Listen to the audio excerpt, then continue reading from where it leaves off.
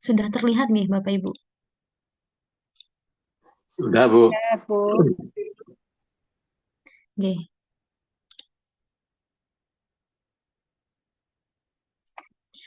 Baik di sini yaitu materi berikutnya tentang pengenalan dan implementasi sistem jaminan produk halal, yaitu dengan narasumber saya sendiri dan moderatornya ada Mbak Ani. Langsung saja, nggih, Bapak Ibu, materi tentang pengenalan dan implementasi sistem jaminan produk halal. Udah tahu apa belum nih Bapak Ibu, apa itu sistem jaminan produk halal? Ada yang tahu Bapak Ibu? Belum, Bu. Belum, nggih. Nggih. Kita bahas. Jadi untuk SJPH sendiri, nanti yang kita bahas itu ada tujuan materi SJPH, kemudian pendahuluan sertifikasi halal, definisi dan penerapan SJPH, dasar regulasi. Tapi tadi yang regulasi sampun nggih Bapak Ibu. Kemudian ruang lingkup SJPH, penerima manfaat SJPH, asas SJPH, dan kriteria SJPH ada 5 aspek.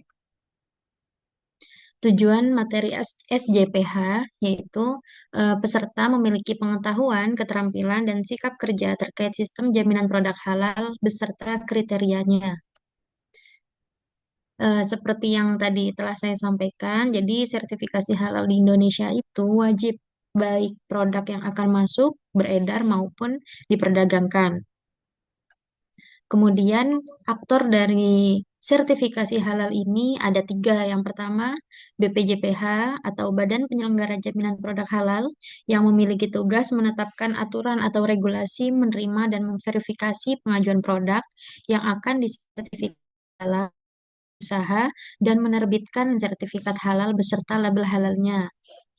Kemudian yang kedua ada LPH, yaitu Lembaga Pemeriksa Halal, melalui auditor halal yang bertugas melakukan pemeriksaan dan atau pengujian kehalalan produk. Yang ketiga yaitu ada MUI, Majelis Ulama Indonesia yang berwenang menetapkan kehalalan produk melalui sidang fatwa halal. Seperti yang tadi sampun dibahas, oleh materi yang sebelumnya. Kemudian pola sinergi BPJPH dan MUI dalam sertifikasi halal dalam Undang-Undang Cipta Kerja Nomor 11 Tahun 2020 dan Peraturan Pemerintah Nomor 39 Tahun 2021, BPJPH ini tidak bisa mengeluarkan sertifikat halal kalau tidak ada ketetapan halal dari MUI. Jadi yaitu tadi MUI itu sebagai apa ya sidang fatwanya untuk menetapkan kalau misalnya produk ini berhak mendapatkan sertifikat atau tidak gitu. Tapi yang mengeluarkan sertifikatnya itu adalah BPJPH. Kemudian ketetapan halal adalah pemenuhan aspek hukum agama syariah Islam, sedangkan sertifikat halal ini adalah bentuk pengadministrasian hukum agama ke dalam bentuk hukum negara. Jadi ketetapan halal ini memang udah ada syariatnya nggih kalau misalnya menurut agama kita gitu Islam, sedangkan sertifikatnya ini bentuk apa ya, ibaratnya itu kayak bukti nyatanya yang diakui oleh negara seperti itu. Kemudian label halal Indonesia sendiri bisa dicantumkan dalam kemasan produk setelah mendapatkan sertifikat halal dari BPJPH. Ini sampun dibahas nggih Bapak Ibu tadi mengenai penyelia halal reguler dan self declare. Nah, kemudian ini tadi sistem jaminan produk halal. Apa itu? Jadi, sistem jaminan produk halal itu merupakan pendekatan sistematis terintegrasi yang disusun, diterapkan, dan dipelihara dengan mengidentifikasi bahan dan kontaminasi terhadap bahan pada proses produksi, produk, sumber daya, dan prosedur dalam rangka memastikan dan menjaga kesinambungan proses produk halal sesuai dengan persyaratan yang ditetapkan oleh BPJPH. Jadi, itu definisi dari SJPH. Nah, untuk penerapannya sendiri itu sistem jaminan produk halal ini di pelaku usaha merupakan syarat dalam proses sertifikasi halal yang akan memberikan jaminan kesinambungan proses produk halal. Kriteria sistem jaminan produk halal ini diterapkan dalam kegiatan sertifikasi halal untuk menjamin kehalalan produk dan menjaga kesinambungan proses produk halal sesuai dengan ketentuan perundangan yang berlaku.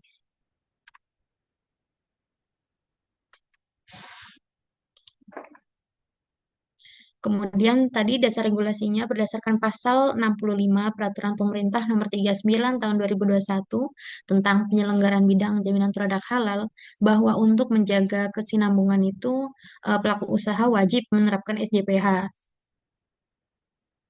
Kemudian penerapan SJPH itu dasar regulasinya tadi telah disampaikan, G. Ada Undang-Undang Nomor 33 Tahun 2014 tentang jaminan produk halal, Undang-Undang Cipta Kerja Nomor 11 Tahun 2020, Peraturan Pemerintah Nomor 39 Tahun 2021 tentang penyelenggara badan bidang jaminan produk halal, kemudian ada KMA 748 Tahun 2021 tentang jenis produk yang wajib bersertifikat, kemudian Keputusan Menteri Agama nomor 1360 tahun 2021 tentang bahan yang dikecualikan dari kewajiban bersertifikat halal. Kemudian ada Keputusan Kepala BPJPH nomor 57 tahun 2021.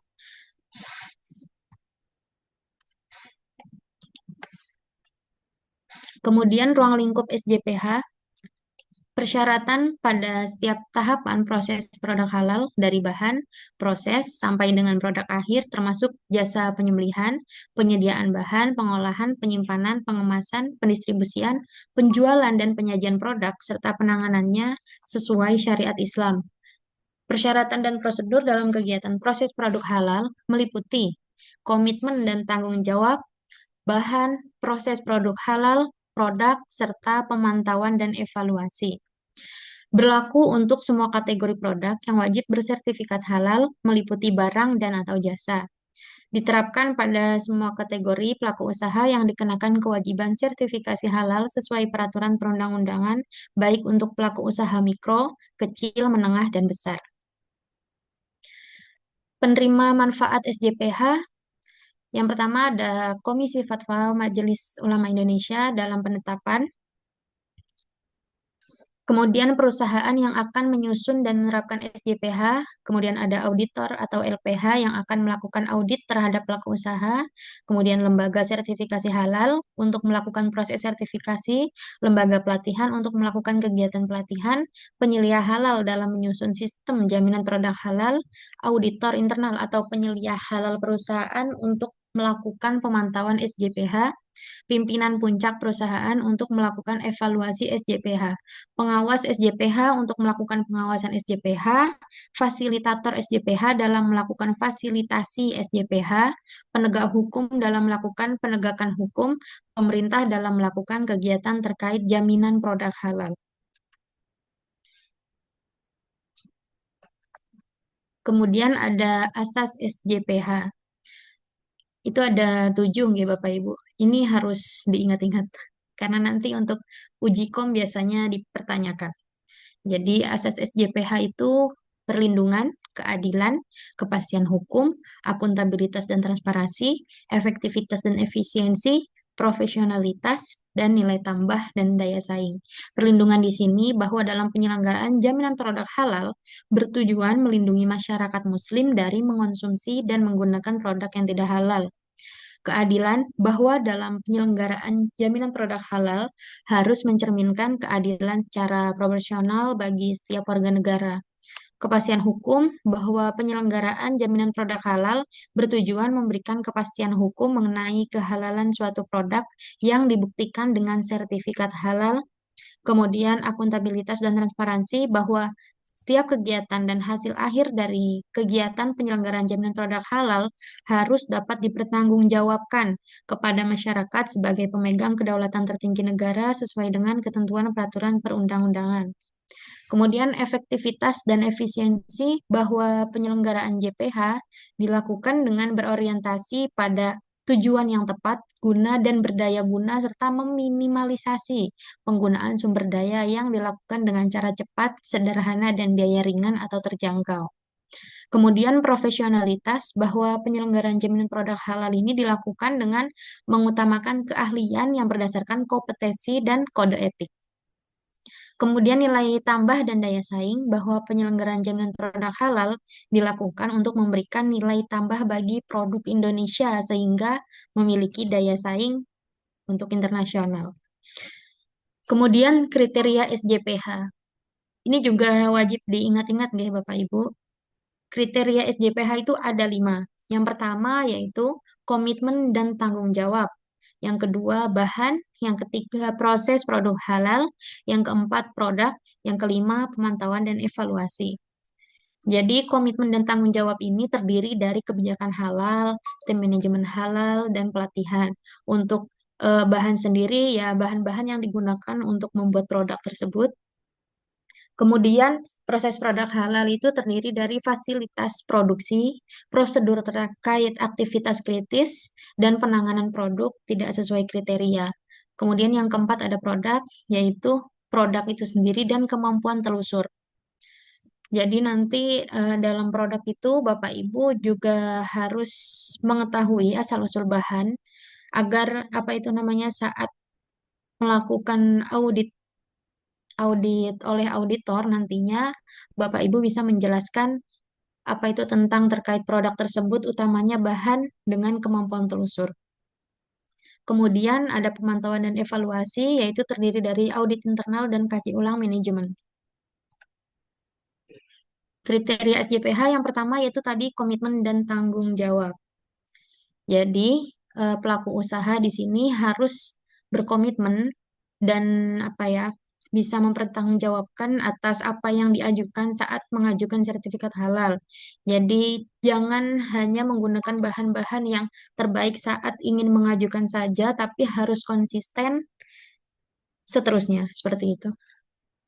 Komitmen dan tanggung jawab di sini merupakan pernyataan tertulis manajemen puncak perusahaan untuk selalu fokus mengembangkan dan menerapkan sistem jaminan produk halal dan bertanggung jawab meminimalkan serta menghilangkan segala sesuatu yang tidak halal dan menyesuaikan dengan perkembangan peraturan perundang-undangan dan atau fatwa MUI. Unsur komitmen dan tanggung jawab sendiri yaitu ada kebijakan halal, kemudian ada tanggung jawab manajemen puncak, dan ada pembinaan sumber daya manusia. Kebijakan halal sendiri adalah pernyataan tertulis, komitmen pelaku usaha atau manajemen untuk menggunakan bahan halal, memproses produk halal, dan menghasilkan produk yang halal sesuai dengan persyaratan sertifikasi halal secara berkesinambungan dan konsisten. Jadi kebijakan halal pelaku usaha itu mencakup menetapkan kebijakan halal, melaksanakan kebijakan halal secara konsisten, memastikan kebijakan halal yang telah ditetapkan, dipahami, dan diterapkan oleh seluruh personel dalam organisasi, kemudian mensosialisasikan dan mengkomunikasikan kebijakan kepada seluruh pihak terkait. Tanggung jawab manajemen puncak, yaitu ada beberapa. Yang pertama, menjamin tersedianya sumber daya yang memadai untuk penyusunan, penerapan, dan perbaikan yang berkelanjutan. Kemudian, menetapkan dan meregistrasi penyelia halal, memastikan semua personel menjaga integritas, termasuk pemasok dan distributor. Kemudian, menetapkan tim manajemen halal, tugas dan tanggung jawabnya dengan melibatkan seluruh pihak yang terkait disertai bukti tertulis. Jadi, semuanya harus dilakukan dengan secara tertulis.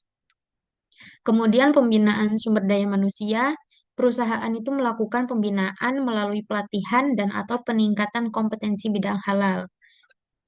Jadi biar seluruh karyawannya itu bisa memahami tentang kebijakan halal yang dibuat di suatu perusahaan itu nanti biasanya tertulis dan dipasang di tiap-tiap tempat yang apa itu tempat yang karyawan ada karyawannya di sana biasanya. Kemudian kriteria SJPH yang kedua itu bahan. Bahan sendiri yang digunakan itu dalam proses produk halal itu ada bahan baku, bahan olahan, bahan tambahan, dan bahan penolong. Bahan-bahan tersebut itu berasal dari hewan, tumbuhan, dan mikroba. Bahan yang dihasilkan melalui proses kimiawi juga proses biologi atau proses rekayasa genetik. Daftar produk dan bahan yang digunakan dalam produk halal harus merupakan produk dan bahan halal yang dibuktikan dengan sertifikat halal, kecuali berasal dari alam berupa tumbuhan, dan bahan tambang tanpa melalui proses pengolahan. Dikategorikan tidak berisiko, mengandung bahan yang diharamkan, tidak tergolong berbahaya serta tidak bersinggungan dengan bahan haram. Kemudian untuk bahan sendiri ada bahan tidak kritis, bahan kritis, dan bahan yang sangat kritis. Bahan tidak kritis ini biasanya berasal dari alam berupa tumbuhan dan bahan tambang tanpa melalui proses pengolahan, dikategorikan tidak berisiko, mengandung bahan yang diharamkan, tidak tergolong bahan berbahaya, serta tidak bersinggungan dengan bahan haram. Kemudian bahan kritis yaitu bahan yang berpotensi berasal dari bahan haram. Kemudian yang ketiga yaitu bahan sangat kritis, bahan yang berasal dari hewan sembelihan dan turunannya atau bahan yang mengandung bahan yang berasal dari hewan sembelihan dan turunannya. Daftar bahan hewani yang harus dilengkapi dengan sertifikat halal dapat dilihat pada ketentuan BPJPH. Bahan yang sulit ditelusuri kehalalannya seperti keju, whey, laktosa, dan kasein. Bahan yang mengandung bahan kompleks ditinjau dari sisi kritisan, bahan dan kerumitan proses pembuatannya seperti premix vitamin, susu formula, susu kental manis, margarin, shortening, non-dairy creamer, tepung bumbu, butter, biskuit, dan coklat olahan. Kemudian juga ada flavor dan fragrance. Kemudian dalam KMA 1360 tahun 2021 tadi, itu bahan yang ya disebutnya biasanya positive list. Bahan yang apa itu menggunakan bahan-bahan yang memenuhi aspek keamanan kesehatan sesuai peraturan perundang-undangan. Contohnya seperti buah segar, sayuran kering, atau serealia. Kemudian ini contoh daftar bahan. Jadi nanti Bapak Ibu besok akan membuat daftar bahan seperti ini untuk membuat manual SJPH. Ada nomor, nama dan merek, jenis bahan, produsen, negara, supplier, lembaga penerbit sertifikat halal. Jadi karena zaman dulu tuh ada yang terbit dari MUI, maka nanti lihat produknya masing-masing. Kalau di sana terteranya MUI, maka nanti kalau ditulis di kotak apa itu tabel ini nanti ditulisnya MUI. Tapi kalau misalnya yang mengeluarkannya adalah BPJPH, maka nanti yang ditulis adalah BPJPH. Jadi tergantung bahan-bahan yang Bapak Ibu nantinya akan bekerja seperti itu. Kemudian nomor sertifikat halal ini wajib wajib diisi karena memang semuanya bahan yang digunakan untuk sertifikasi halal ini wajib halal. Kemudian masa berlaku sertifikat halal dan dokumen pendukung. Jadi contohnya seperti ini untuk daftar bahan yang digunakan pada setiap produk. Jadi nanti misalnya nama produk X itu sayur asem, nama produk Y itu misalnya dadar jagung, itu nanti yang bahan A, B, C, D, F, G sampai seterusnya itu nanti itu yang ditulis seperti cabai, garam, sayur kayak gitu. Nah, beberapa contoh bahan nabati yang mungkin menjadi kritis kehalalannya.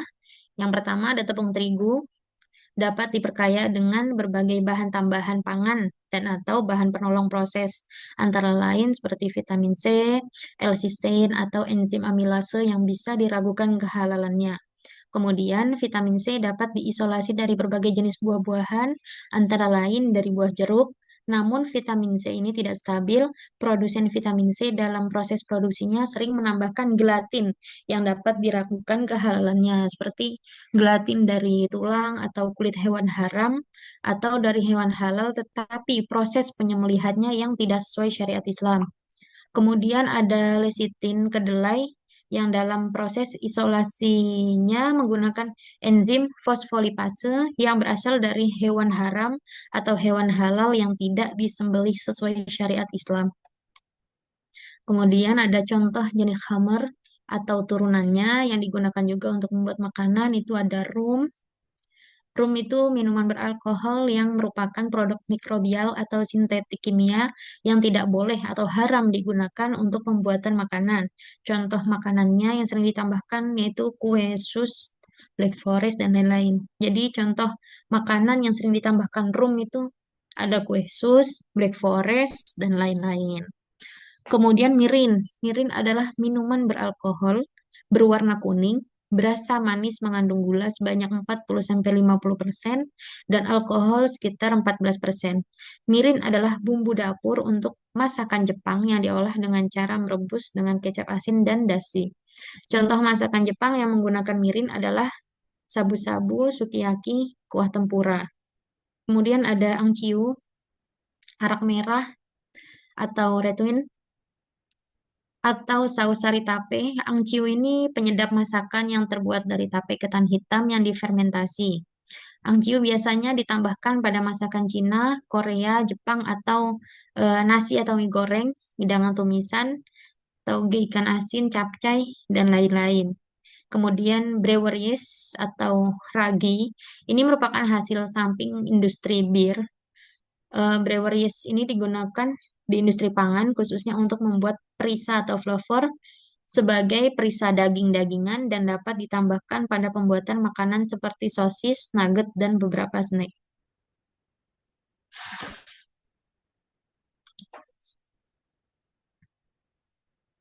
Kemudian ada dokumen pendukung bahan. Dokumen pendukung bahan yang digunakan itu harus valid dan masih berlaku. Dokumen pendukung yang berupa surat pernyataan fasilitas produksi yang bebas dari babi harus dikeluarkan oleh produsen, bukan dari distributor atau supplier. Jadi seperti ini ya Bapak Ibu, harus ada dokumen pendukungnya.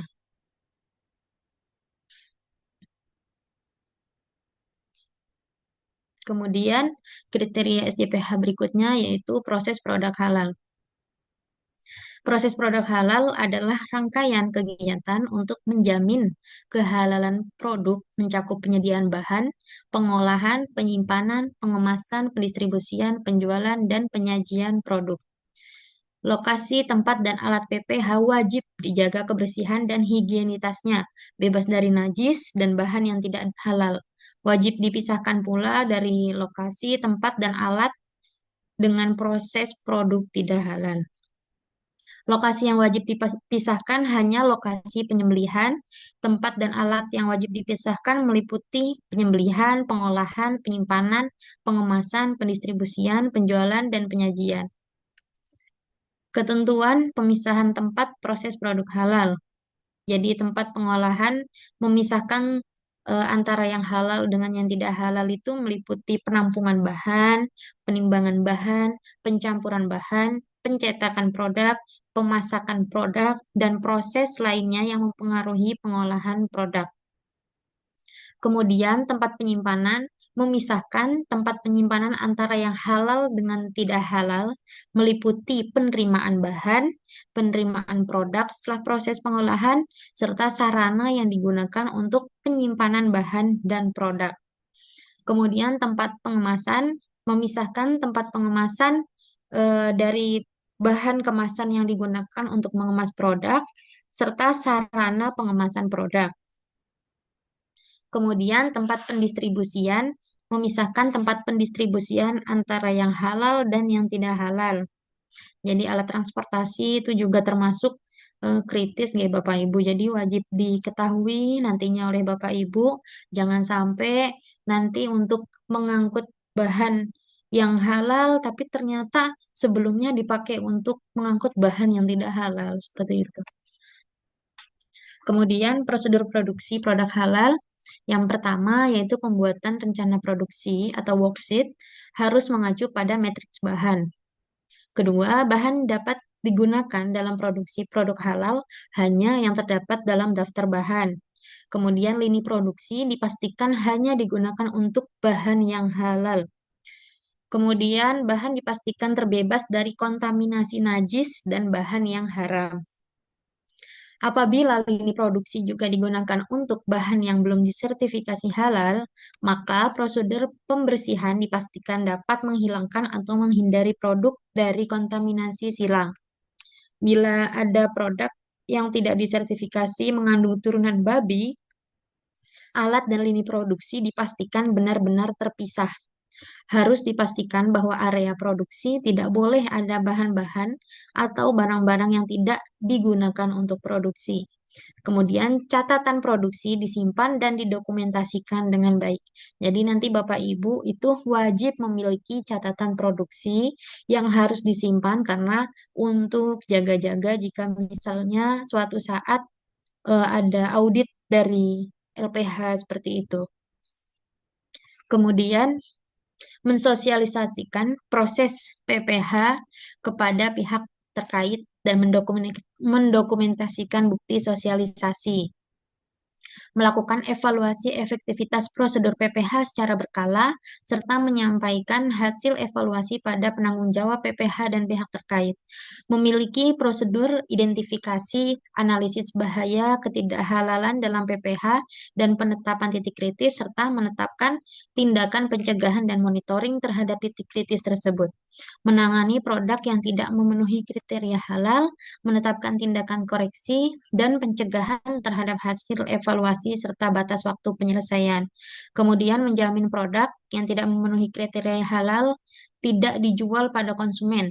Jika produk sudah terlanjur dijual, maka dilakukan penarikan. Jadi produk tidak memenuhi kriteria halal itu tidak boleh diproses ulang, downgrade atau diformulasi sebagai produk halal. Jadi harus dibuang. Kemudian produk yang tidak memenuhi kriteria halal tidak boleh diklaim sebagai produk halal dan produk harus dimusnahkan. Wajib menjamin prosedur pencucian najis mughaladhah yang masuk ke jalur produksi halal sesuai ketentuan syariat Islam. Yang pertama, pensucian suatu benda termasuk alat produksi yang terkena najis, mutawasitoh atau najis sedang menggunakan air. Caranya dicuci dengan air 7 kali, yang salah satunya dengan debu atau tanah, atau menggantinya yang menggunakan daya pembersih yang sama. Kemudian alat produksi yang terbuat dari benda keras dan tidak menyerap najis, misal terbuat dari besi atau baja, jika terkena najis sedang dan jika disucikan dengan air akan merusak alat, maka dapat disucikan dengan selain air selama barang tersebut suci dan bekas najis berupa bau, rasa, dan warnanya telah hilang. Suatu peralatan tidak boleh digunakan bergantian antara produk babi dan non-babi meskipun sudah melalui proses pencucian. Jadi lebih amannya itu ya alatnya dibedakan, tidak boleh bergantian seperti itu. Kemudian pendistribusian, penjualan, dan penyajian produk yang berasal dari hewan halal dan non-hewan halal. Pendistribusian, penjualan eh, yang penyajian produk segar asal hewan tidak halal dipisahkan dari pendistribusian yang halal. Pendistribusian produk olahan asal hewan tidak halal dan produk olahan asal non-hewan tidak halal dapat disatukan dengan pendistribusian produk asal hewan halal dan produk olahan non-hewan halal sepanjang terjamin tidak terjadi kontaminasi silang dan alat distribusi yang digunakan, bukan untuk mendistribusikan produk segar asal hewan tidak halal yang dibuktikan dengan surat pernyataan dari pihak produsen atau distributor. Penjualan dan penyajian produk segar dan asal hewan dan non-hewan tidak halal dipisahkan dari penjualan dan penyajian produk segar dan olahan asal hewan dan non-hewan halal. Jadi memang untuk yang hewan halal dengan non-halal itu wajib hukumnya untuk dipisahkan. Kemudian kriteria SCPH produk. Wajib menghasilkan produk dari bahan halal diproses dengan cara sesuai syariat Islam menggunakan peralatan, fasilitas produksi, sistem pengemasan, penyimpanan, dan distribusi yang tidak terkontaminasi dengan bahan tidak halal. Wajib menjamin produk selama persiapan, pemrosesan, pengemasan, penyimpanan, dan pengangkutannya dipisah secara fisik dari produk atau materi lain yang tidak halal sesuai dengan syariat Islam. Wajib menghasilkan produk atau bahan yang aman untuk dikonsumsi.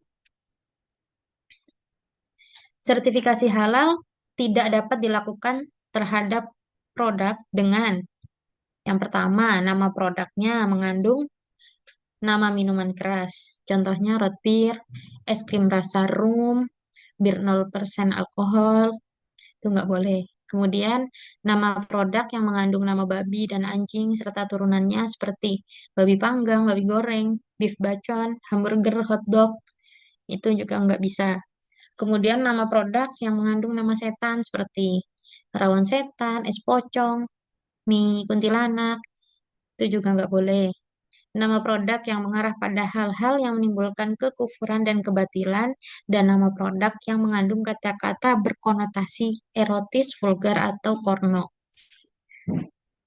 Jadi itu tidak bisa diajukan ya Bapak Ibu. Misalnya itu rawon setan, mie setan, itu nggak bisa. Jadi harus namanya yang baik.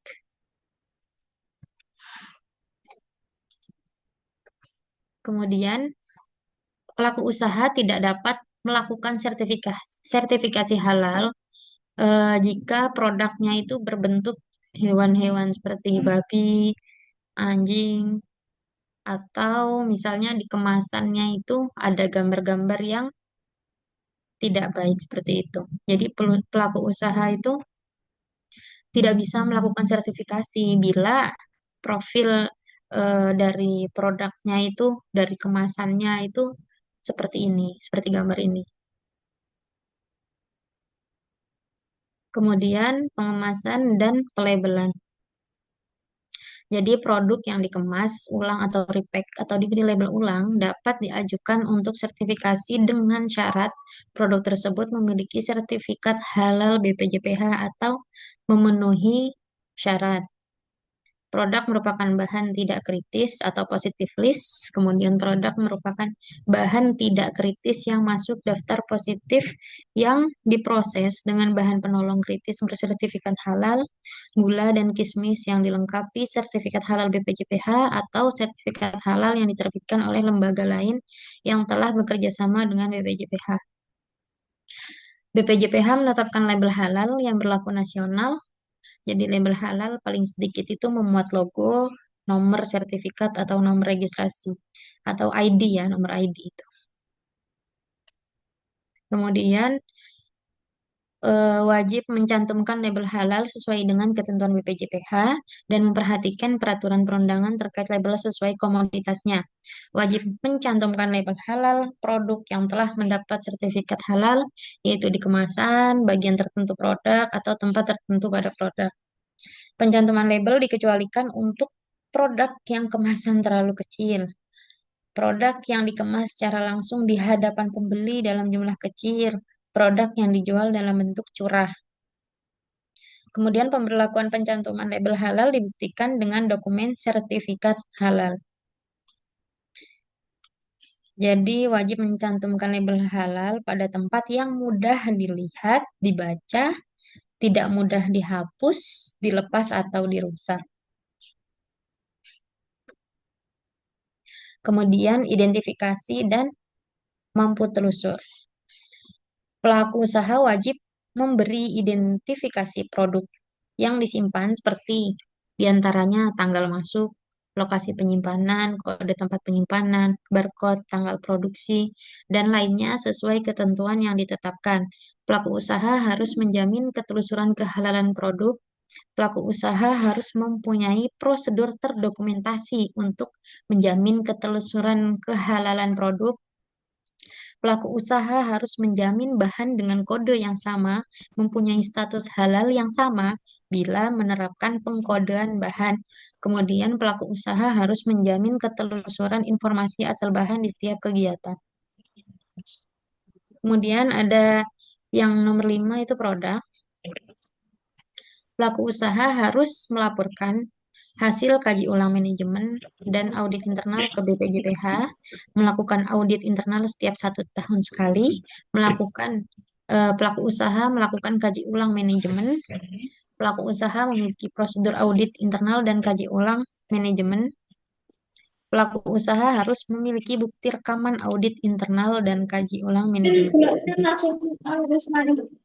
Jadi nanti saat Bapak Ibu misalnya mau ada audit di perusahaannya, maka harus didokumentasikan seperti ini. ada daftar hadir dan juga ada foto saat sosialisasi seperti itu. Ya, terima kasih. Mungkin ada yang ingin ditanyakan Bapak Ibu.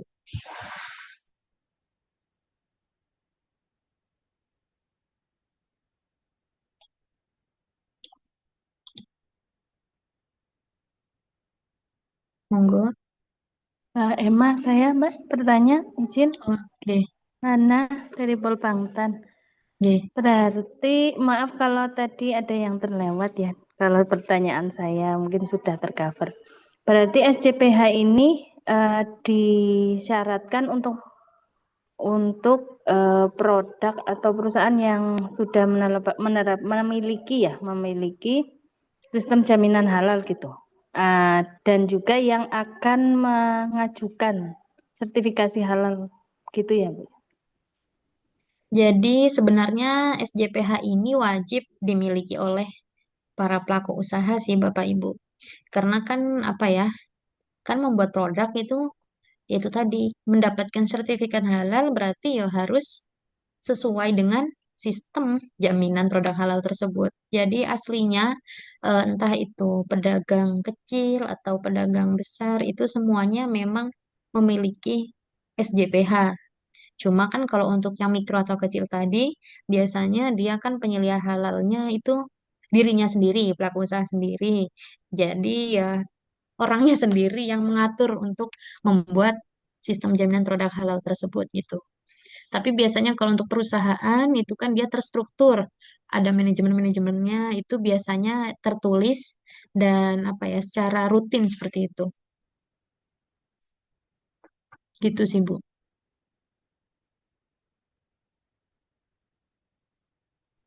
Nggih. Terima kasih. Ya sama-sama. Monggo Bapak Ibu, bila ada pertanyaan langsung open mic atau bisa dituliskan di kolom chat.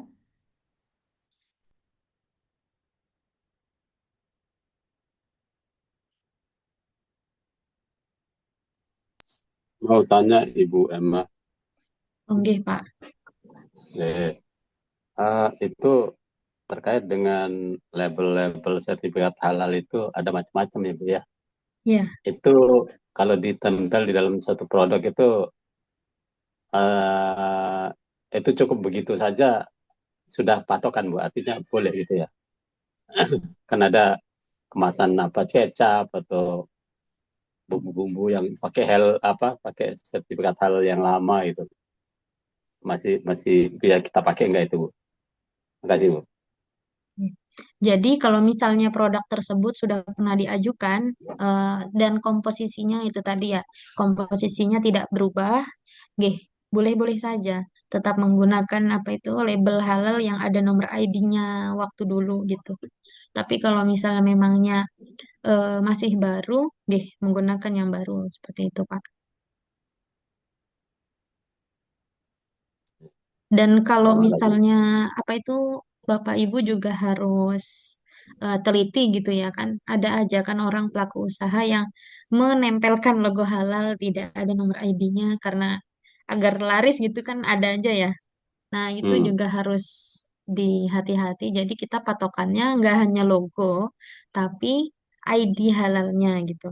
Dan kalau bisa ID halalnya itu biasanya itu bisa dicek di websitenya BPJPH gitu.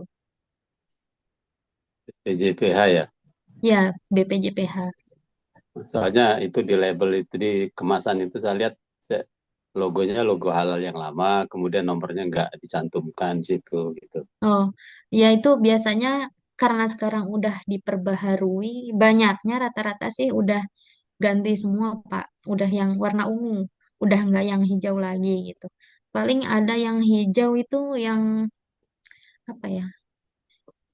Selama Ya ini mungkin saya ya melihat udah pada berubah sih Pak, udah pada upgrade jadi ungu karena utamanya kalau perusahaan besar itu dia malah biasanya kalau ada kebijakan baru dia juga akan mengikuti regulasi yang baru gitu. mungkin kemasannya masih lama, masih stoknya masih banyak kali. Ya, mungkin bisa jadi juga. Jadi bisa dicek di ini ya di apa Ya, namanya di ini website BPJPH. Ah, ya, ya. Ya, makasih Bu. Ya, sama-sama, Pak. Baik, selanjutnya dari SPPG Pesantren, G, dengan Pak siapa? Pak Rohman, Bu G, Mas. monggo Pak Rahman. Kami kan dari SPPG, Bu ya. Ye. Jadi kalau tadi menanyakan masalah laborisasi itu ya.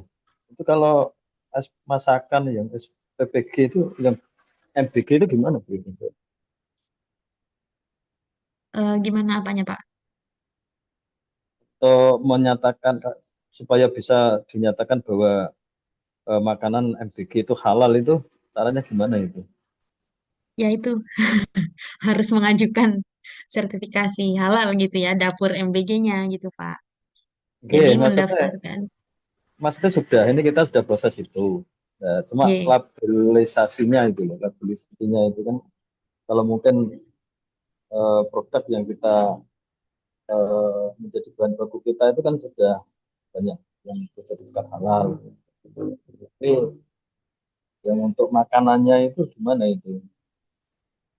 Supaya bisa dinyatakan Ye, bahwa kalau makanan misalnya yang dikirim itu halal. anu kan masih proses ya, Pak ya.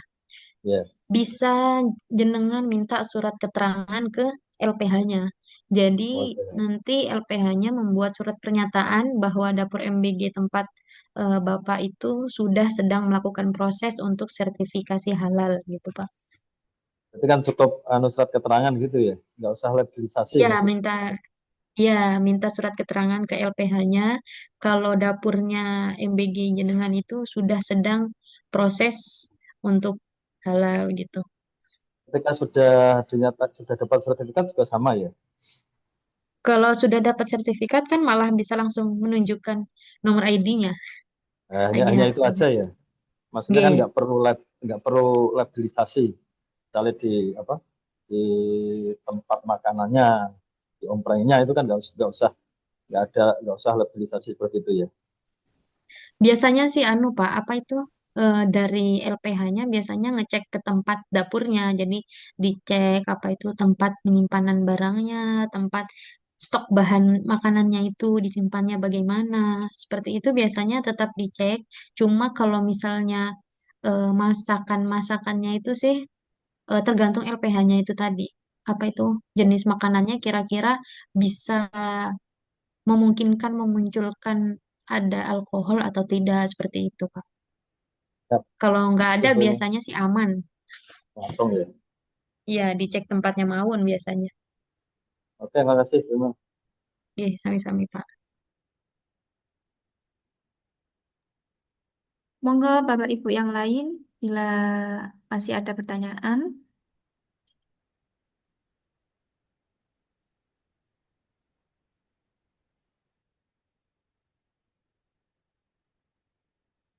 Apa udah cukup jelas? Izin bertanya, mungkin Pak Mas sedikit. Oh, Monggo Bu. Oke, terkait SJPH ini tadi, sistem jaminan produk produk halal. halal ini produk halal diajukan oleh perusahaan yang memproduksi makanan ataukah yang memperdagangkan makanan juga harus memiliki SJPH, Bu Emma? Ya, jadi langsung saya jawab ya, Bu. Kayak warung, misalnya warung Tegal, warung nasi Padang, seperti itu. Kalau dulu itu dia kan harus wajib reguler, karena bahan menunya itu biasanya lebih dari 30 produk. Nah, itu biasanya harus ada SJPH-nya juga, Bu.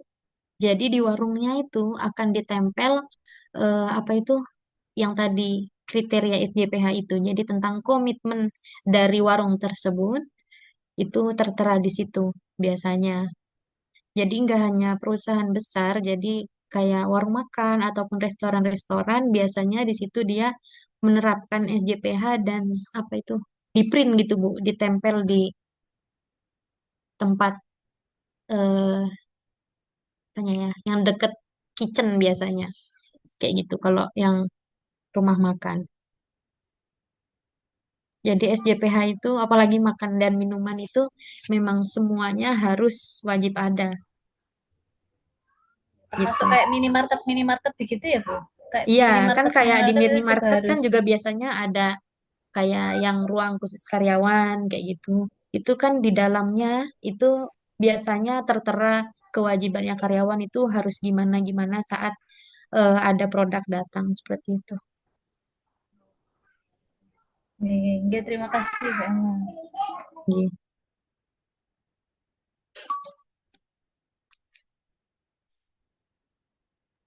Kalau hari ini jangan tegang dulu nih Bapak Ibu. Besok besok baru agak tegang karena besok materinya agak berat dan apa itu mulai membuat mulai membuat manual SJPH. Kalau untuk hari ini masih pengenalan SJPH. Monggo Bapak Ibu, barangkali masih ada yang ingin ditanyakan atau bisa lanjut ke materi selanjutnya. Itu materinya udah gabung, Mbak. Udah penerapan dan implementasi. Oh ya, baik, monggo Bapak Ibu. Monggo Bapak Ibu. Bisa diskusi mawon.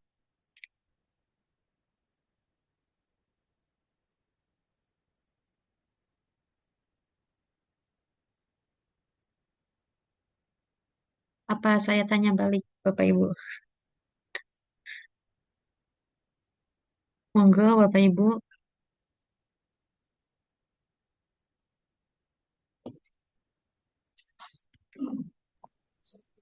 Bu, saya tanya lagi. Oke, monggo, Pak. Si waktu Bu Emma ya. Jadi ini gini, kita kan dari SPPG ya, dari MPG ya. Kita list daftar makanan kita ya. Oke. Kemudian lalu disertifikasi, dapat sertifikasi halal. Terus kemudian nanti di belakang hari, kira-kira beberapa hari kemudian, kita punya makanan baru, menu baru lah. Menu lain gitu. Menu lain yang belum kita masukkan ke sana. Itu gimana itu Bu statusnya? Nah, kalau bisa itu, ya itu tadi Pak, seperti yang saya jelaskan di awal. Jadi, terplanning gitu. Jadi, kita sebagai penyelia halal itu harus kreatif dan bisa juga memberi arahan kepada pelaku usaha atau ya dapur MBG ini. Karena kan eh, untuk makanan bergizi ini kan biasanya banyak model macam-macam gitu ya Pak ya. Tapi kan bahannya biasanya geh, itu-itu saja biasanya bahannya. Lebih amannya jadi harus melis dulu. Melis kira-kira nanti mau membuat produknya itu apa-apa saja. Karena kan kalau misalnya yang sayuran dan susu kotak biasanya itu kan apa itu udah pasti ya. Maksudnya untuk yang buah-buahan itu kan udah pasti nggak menjadi olahan ibaratnya positif list. Tapi untuk yang olahan masakan-masakannya kalau bisa terencana dan terplanning gitu langsung diitukan yang banyak, diajukan yang banyak seperti itu. Jadi biar nggak merubah atau menambah sertifikatnya itu tadi. Karena memang kalau misalnya menambah menu baru lagi, maka harus mengajukan sertifikasi halal lagi gitu. Ibu, apakah kita kan sebagai penyelia halal ya, B. apakah tidak cukup dari kita ini artinya kan kebijakan dari kita gitu ya. Kami B. penyelia halal yang sudah disertifikasi itu untuk menyatakan taruhlah menunya baru tapi kan bahan-bahannya yang itu juga tadi. Jadi nggak perlu jadi kebijakan kami misalnya kami diberikan kebijakan nggak sebagai penyelia halal ini halal masih boleh gitu loh maksud saya. Jadi bukan merupakan temuan gitu loh. Yang diajukan 20 ini ternyata menunya kan ini sampai 30 nih. Yang 10 ini merupakan kebijakan dari penyelia halal yang sudah disertifikasi ini menyatakan bahwa itu nggak ada masalah karena menu-menu itu juga pengembangan dari bumbu-bumbu yang sudah ada gitu. Seperti itu apa ada kebijakan dari kami diberikan kepada kami boleh gitu kepada penyelia halal. Jadi anu sih Pak, sebenarnya bahannya sama gitu ya, maksudnya bahannya Iya, sama, cuma saat diolah jadi beda gitu ya. iya betul. Itu nanti di situ kan sebelum menjadi produk itu ada proses produknya kan, ada Iya, proses produk iya. itu. Nah, itu nanti kalau tidak ditulis juga produk-produk yang lainnya itu, nanti takutnya akan kena gitu saat audit gitu. Jadi memang apa ya, harus sesuai. Makanya kan yang saya bilang tadi kayak contohnya minyak, bahan baku utama kan minyak ya biasanya yang untuk Hmm. menggoreng dan lain-lain itu. Itu jadi emang harus diperbanyak karena yaitu untuk menghindari saat audit internal itu kena. Karena kalau kena nanti bisa terancam tercabut sertifikat halalnya malah. Jadi lebih baik sekalian mawon langsung diajukan dengan banyak nama menu walaupun itu bahannya sama gitu. Karena kalau untuk yang ini kan reguler ya, ibaratnya nggak self declare gitu ya.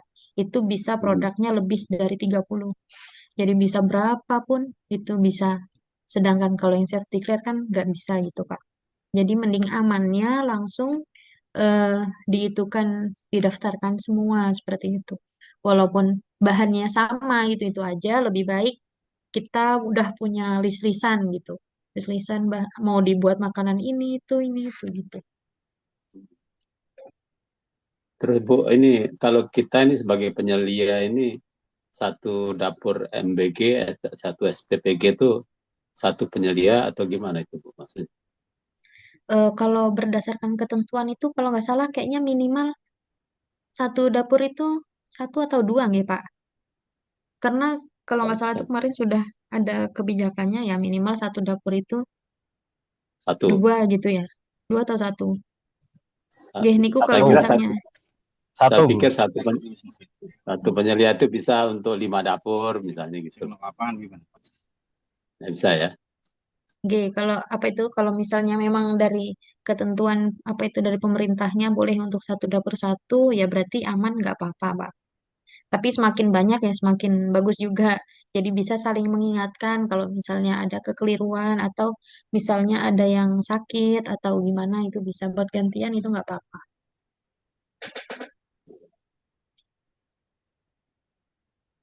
Tapi kalau dapur itu anu Bu, mohon maaf. Kemarin kepala SPPG-nya juga diwajibkan ikut. Harus punya Oke, ya, dari BGN. Berarti minimal sudah ada dua itu. ya,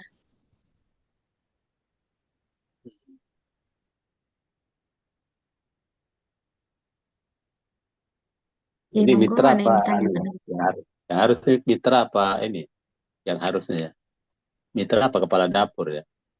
Atau aslap atau apa gitu salah seorang Kemarin relawan atau kepala gimana? dapur Kepala dari dapur. mitra itu juga ada. Kemudian dari kepala dapur ternyata juga diwajibkan untuk itu Bapak.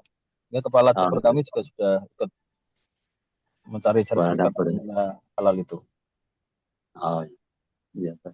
Ya memang belum data untuk inilah. Kayak kita kayak anu ya, kayak apa? Kayak jadi polisinya lah gitu ya, yang jaga lah gitu ya, yang Pengawas jaga, Bapak, pengawas, Pengawas, pengawas. pengawas, mengawasi dapur. pengawas di dapur ya. Kalau iya ya, Jadi iya sebenarnya iya. yang penyelia SPPG ini ibaratnya apa ya mengawasi yang masak-masak gitu Pak. Jadi mengawasi produknya jangan sampai ada tragedi-tragedi atau misalnya kekeliruan bahan seperti itu. Iya, iya. Monggo ada yang tanya lagi. Izin Bu, Oke. Ibu saya izin bertanya ini Bu, mungkin agak luas ya. Jadi ini kalau yang sekarang dalam gambaran saya ketika jadi penyelia, berarti kan selama 3 tahun itu kita bisa membantu UMKM untuk mengurus yang halalnya itu nggih. Terus kan tadi yang memilih penyelianya dari UMKM-nya. Pelaku usaha. Ya, Berarti untuk UMKM tahu kita sudah jadi penyelia itu bagaimana? Terus yang kedua, ini kan kebetulan teman saya punya catering, satunya produksi roti, donat dan lain-lain. Nah, itu juga harus mengurus proses yang tadi untuk menuju halalnya. Dia masuknya ke yang reguler atau yang tadi self declare itu ya, Bu ya?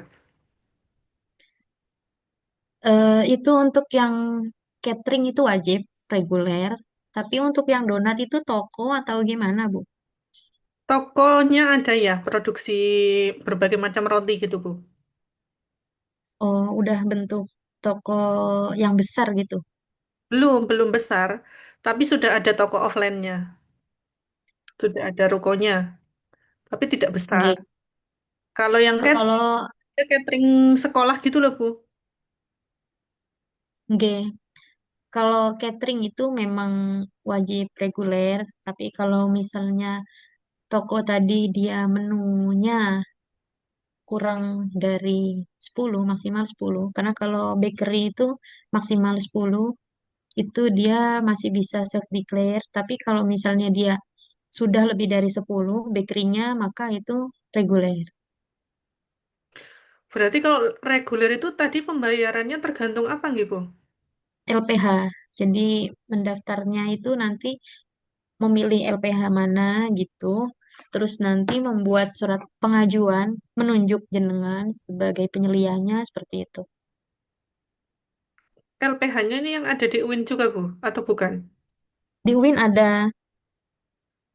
Kalau kalau yang misalnya mau misal, mengajukan di UIN bisa, Bu. kalau yang catering itu rata-rata berapa, Bu? Jadi dia cateringnya melayani sekolah-sekolah gitu, Bu. Game, apa itu ada harganya sendiri, Bu. Nanti mungkin apa itu bisa anu ya, chat nanti saya kasih rujukan dari LPH-nya gitu Oh, untuk nggih. daftar-daftar harganya. Untuk yang tadi saya sempat mendengar berarti menunya itu harus didaftar semua nggih, Bu. Nggih, harus semuanya. Karena kalau reguler itu tidak terbatas, sedangkan kayak self declare itu terbatas. Tapi kalau yang catering tadi memang harus reguler, tidak boleh Ya, self. kalau catering memang harus reguler, nggak bisa self declare. Yang bisa self declare itu malah seperti warung Tegal itu sekarang bisa self declare karena sebelumnya juga reguler gitu. Padahal cateringnya ini belum punya offline-nya, Bu. Jadi dia produksinya di rumah, tapi untuk misalnya pesanannya via online di sekolah-sekolah gitu, Bu. Itu tetap reguler. Oke. Ya, reguler catering itu. Oke, berarti semua menu itu harus didaftarkan. Terus untuk bahan-bahannya, daftar bahan atau dokumennya apa saja, Bu? Kalau misalnya yang harus disiapkan. Iya, daftar bahannya itu sih Bu disiapkan. Jadi berbagai macam bahan dengan berbagai merek varian itu kalau bisa di list semuanya. Karena agar apa ya, agar itu tadi saat audit tidak ada pengembalian gitu. Proses auditnya itu nanti dilakukannya pada saat kapan, gitu? Nah, itu biasanya ada janjian dulu dengan LPH-nya. Jadi ada nanti itu ada sih Bu materi yang audit itu ada itu jadi nanti untuk penyelia pelaku usaha dan juga LPH itu akan saling berkoordinasi dahulu sebelum melakukan audit untuk sertifikasi karena kan biasanya untuk mengajukan sertifikasi itu kan untuk reguler lumayan agak lama masa apa itu prosesnya daripada self declare itu dia nanti ada antriannya juga biasanya. Hmm. Berarti kalau penyelia itu nanti kita berproses mendampingi sampai mendapatkan sertifikat halalnya saja nggih, Bu? Intinya di G situ. bisa G kalau kayak gitu bisa juga disebutnya penyelia eksternal. Tapi Hmm. kalau bisa ya jadi penyelia internal itu intens terusnya sih Bu. Jadi saat ada SGPH yang tadi minimal 1 tahun sekali, jenengan ajukan lagi seperti itu. Nggih, Bu, terima kasih banyak, Bu. Oke, sami-sami. Bu, satu lagi Bu. Oke, monggo Pak. Eh, ya kriterianya untuk yang reguler sama yang self declare tadi, misalnya nih, saya punya warung nih, ruang makan. Menunya kan spesial ayam, ayam geprek aja gitu misalnya. Ayam geprek atau tambah satu lagi apa gitu. Taruhlah 5 variannya cuma ayam aja sebenarnya gitu. Macam-macam menu ayam. Taruh ayam geprek rasa apa gitu. Macam-macam namanya kan. Seperti itu apakah juga apa cukup self declare tadi, Bu? Kalau misalnya kan ada skala self declare itu kan yang kecil ya Pak. Terus kemudian ada yang reguler itu skala besar. Jika restoran Bapak atau rumah makan Bapak Hmm. pendapatan hitungan per tahunnya sudah termasuk besar, itu maka wajib reguler. Tapi kalau misalnya hitungan pendapatan Bapak masih kecil, itu bisa diajukan self declare. Yang penting itu tadi ya, bahannya ayamnya itu harus dari RPH yang sudah tersertifikasi halal gitu. Besar kecilnya tadi berapa, Bu? Ada batasnya nggak? Jadi kalau untuk yang termasuk reguler itu yang dia pendapatan per tahunnya sudah 15 miliar, sedangkan kalau yang self declare itu masih kurang dari 15 miliar per tahun. 15 miliar level SPPG ini apa sampai 15 miliar per tahun? Coba misalnya dalam 1 bulan aja misalnya nggak nyampe 1 miliar. Ke 12 miliar, Bu. Kenapa dimasukkan anu? Kok Kalau dimasukkan ya ini tadi? kan kalau kayak dapur SPPG ini kan itu tadi ya bisa apa namanya makanannya itu bisa berbagai macam gitu kan Pak ya. Makanya itu Iya, dia wajib masuk ke reguler, nggak bisa self declare seperti karena itu. jumlah makanannya banyak ya. Ya, Kan dari omsetnya ya. ya, Iya, paham, Pak. oke. Itu lebih simpel, Bu, ya, anunya, apa prosedurnya kalau yang self declare ya. Iya, kalau self declare itu memang lebih simpel. Jadi dia penyelia halalnya pun bisa dari pelaku usaha itu sendiri. Cuma wajib ada pendamping dari luar. Dan maksudnya kalau yang self declare itu memang yang membayar itu kalau pengajuan mandiri nggih pelaku usaha, tapi hanya sedikit gitu Pak. Tapi kalau misalnya untuk penyelia ini besar gitu karena emang mendampingi pelaku usahanya itu nggak cuma 1 hari 2 hari gitu Pak, kan berkelanjutan kalau penyelia halal itu untuk reguler.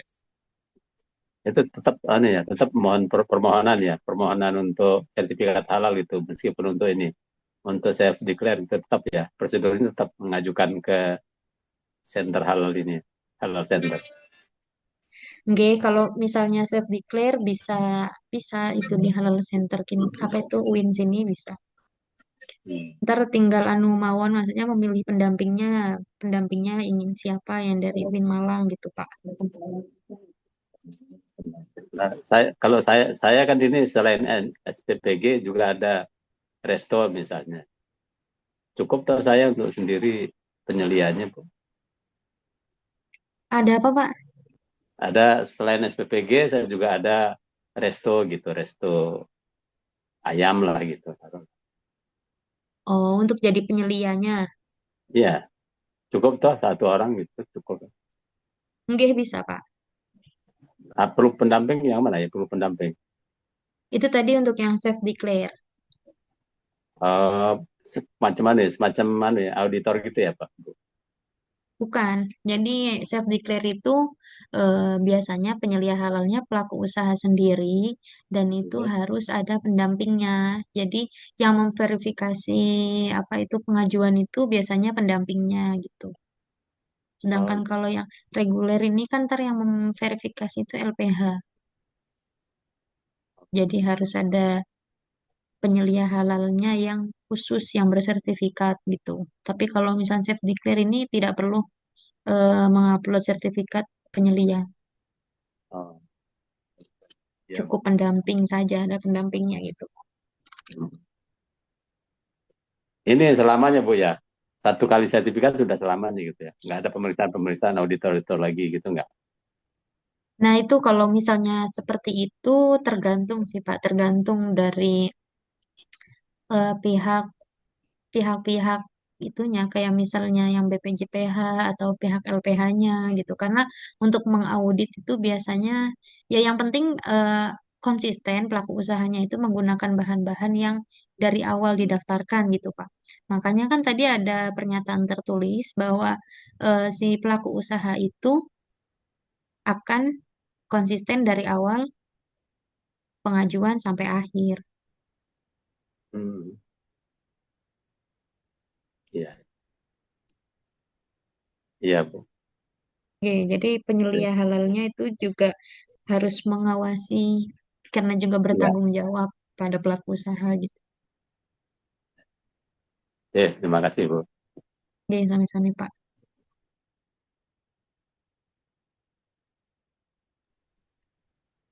Saya bacakan pertanyaan di kolom chat ya Mbak Emma, Bu Emma. Oke. Dari Bu Hana Polbangtan. Bu, kalau di reguler, berarti penyelia ini sebagai pendamping, Bu, atau tetap ada PPh-nya? Jadi langsung saya jawab aja ya. Jadi kalau misalnya reguler, penyelianya ya tetap sebagai penyelia.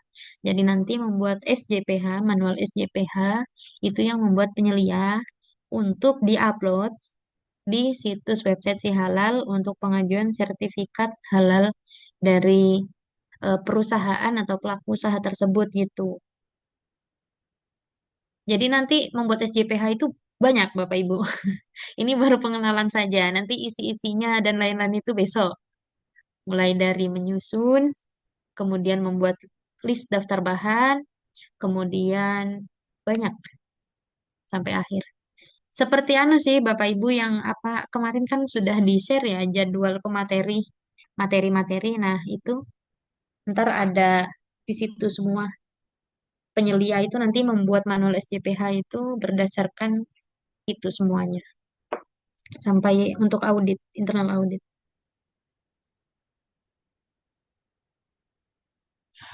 Ya, ada lagi Mbak. Ada. Izin bertanya Bu Monggo, Emma. Bu Fitri. Sebentar. Oke, izin bertanya lagi Bu Emma. Tadi kan ada disuruh yang membuat daftar bahan gitu ya. Ya, Untuk menulis semua daftar bahan baku atau komposisi produk makanannya. Dan di dalam daftar isian kolom itu kan ada nomor sertifikat halal, supplier dan lain-lain. Kalau misalkan bahan baku yang digunakan itu belum memiliki sertifikat halal, tetapi sebetulnya halal gitu Bu. Maksudnya secara kehalalan mungkin aman, tetapi dia belum memiliki sertifikat halal. Itu bagaimana Bu Emma? contohnya apa Bu? Karena kalau Ya, misalnya maksudnya dia sudah pasti halal, berarti dia disebutnya bahan positif list. Jadi tidak perlu ada sertifikat halal positif. itu sudah halal. Itu kalau positif list. Tapi kalau misalnya bahannya itu tadi mengalami percampuran proses yang bisa aja itu termasuk halal atau tidak, itu ya wajib bersertifikat. Kalau nggak ada, ya nyari yang merek lain yang harus ada sertifikat halalnya seperti itu. Kira-kira apa Bu contohnya? Oh, berarti saya juga bingung sih Bu. Tadi apa namanya asumsi aja barangkali ada di dalam bahan baku kan buahnya ya Bu ya. Nggak tahu Ya, apa-apa entah bahan baku lokal. Terus kalau misalkan bahannya itu Bu, misalnya misal bahan bakunya itu bahan segar ya, produk ya. tanaman, misalkan ubi gitu, ubi misalnya, ubi atau singkong itu gimana Bu? Kan dia nggak punya sertifikat halal atau apa, terus mengisinya gimana itu? Nah, kalau ubi atau singkong, ya, itu termasuknya positif list. Oh, maksudnya positif list Jadi ya. nanti eh, coba saya share lagi yang bagian bahan ya. Karena kan itu disuruh mencantumkan dokumen pendukung juga ya Bu. Misalkan Nah, kalau positif list tadi dokumen pendukungnya apa Bu? kalau positif list ya itu dia sudah alami dan semua orang tahu kalau itu halal Oh, gitu. berarti tidak perlu melampirkan dokumen pendukungnya ini ya. Iya, benar. Jadi yang memerlukan dokumen pendukung ini adalah apa ya bahan halal yang mungkin dia sudah terkena proses. Jadi wajib ada dokumen pendukungnya karena kalau dia sudah terkena proses, bisa saja misalnya dia sudah mendapat penambahan-penambahan bahan lain. Nah, itu bisa menentukan apakah itu dia masih tetap produk halal atau malah sudah berubah jadi tidak halal. Makanya perlu dokumen pendukung. Tapi kalau misalnya dia bahan alam yang tidak mengalami proses, yaitu tadi seperti misalnya wortel ataupun singkong seperti itu, maka tidak perlu diberikan dokumen pendukung. Jadi nanti di situ ditulisnya positif list gitu. Oh, nggih, nggih. Kalau ini Bu, misalkan produknya home industry gitu Bu. Kalau misalkan produknya home industry, entah kayak tepung gitu Bu ya. Misalkan kan ada kayak tepung mokaf gitu Bu. Tepung dari ubi singkong. Karena masih home industry, misalkan produk rumah tangga, tetapi dia belum punya sertifikat halal gitu Bu.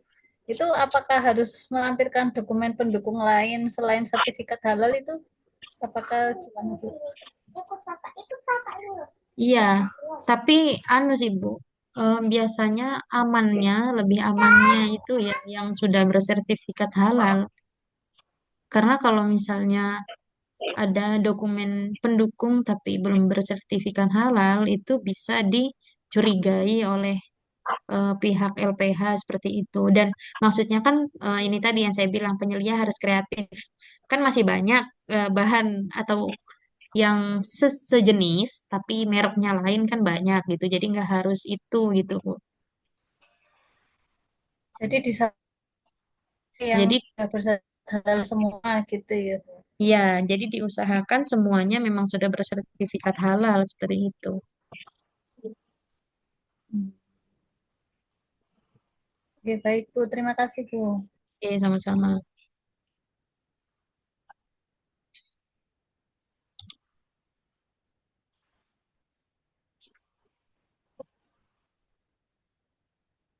Apakah ada lagi, Bapak Ibu?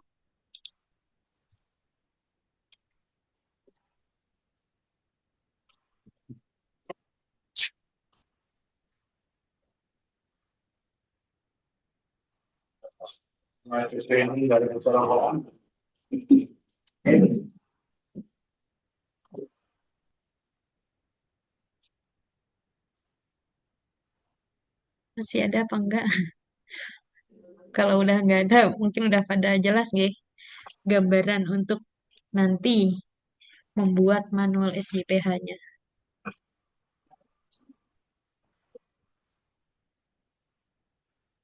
Baik, Bapak Ibu, sepertinya sudah cukup, Bu Emma. Mbak aja, Mbak. Oke, kalau sudah cukup, mungkin bisa disampaikan sebelum ditutup. Oke.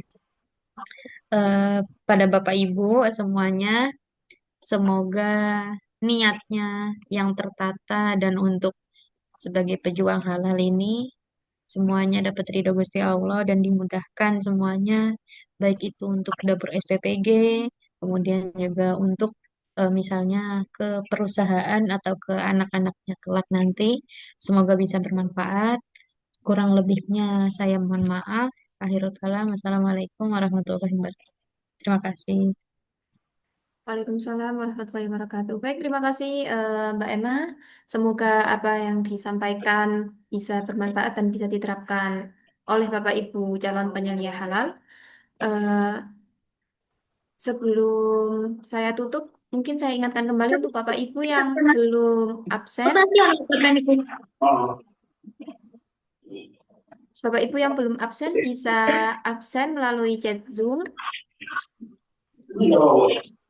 Saya absen tadi kok anu Bu, keluar dia dari ini. Oh iya, nggak apa-apa. Untuk yang saat ini bisa absen melalui chat Zoom ya, Pak. Itu ada link sudah Linknya, dikirim melalui chat Zoom. chat nih. Ya, ada di chat Zoom. Anu ya, keluar ya. Bisa di copy dulu linknya, Pak. Apa kesulitan untuk absen?